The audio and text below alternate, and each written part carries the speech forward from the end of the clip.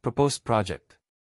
Municipal Gymnasium at Tubahan, Dinagat Island. 4 boreholes. Pagkakaiba sa pagitan ng soil boring at sampling. Karamihan sa mga tao ay nag-isip na ang pagbubutas ng lupa at pagsampol ay pareho. Gayunpaman, mayroong isang malaking pagkakaiba sa pagitan ng dalawa. Ang pagbubutas ng lupa ay ang proseso ng pagbabarena ng isang butas sa lupa upang kumuha ng sampol ng lupa. Pagkatapos ay ginagamit ang sampol na ito upang subukan ang lupa para sa iba't ibang katangian, tulad ng texture, porosity, at higit pa. Ang sampling, sa kabilang banda, ay ang proseso ng pagkuha ng isang maliit na sampol ng lupa mula sa ibabaw ng lupa.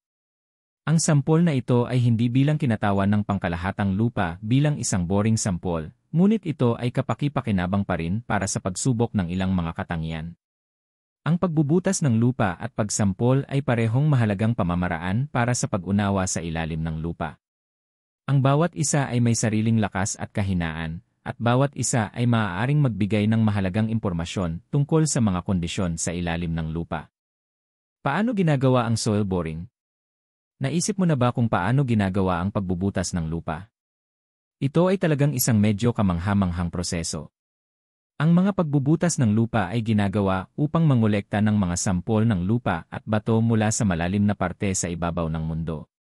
Narito ang mga hakbang kung paano gumagana ang prosesong ito. Ang lugar ng pagbabarena ay pinili at inihanda para sa pagbabarena. Ito ay maaaring isang construction site, isang lokasyon para sa environmental assessment, o anumang iba pang sitwasyon kung saan ang kaalaman sa mga kondisyon ng lupa sa ilalim ng ibabaw ay mahalaga. Piliin ang boring na kagamitan na angkop para sa uri ng lupa at ang nais na sample na kokolektahin. Simulan ang proseso ng pagbubutas ng lupa sa pamamagitan ng pagbutas ng isang butas sa lupa at huminto kapag naabot na ang nais na lalim.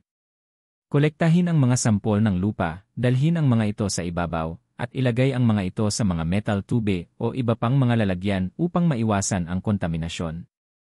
Magsagawa ng mga pagsubok sa pagbubutas ng lupa sa mga sampol upang matukoy ang lakas at katatagan ng lupa at bato. Ang mga pagbubutas ng lupa ay isang mahalagang bahagi ng mga proyekto sa pagtatayo dahil nakakatulong ang mga ito na matiyak na ang mga gusali ay ligtas at matatag.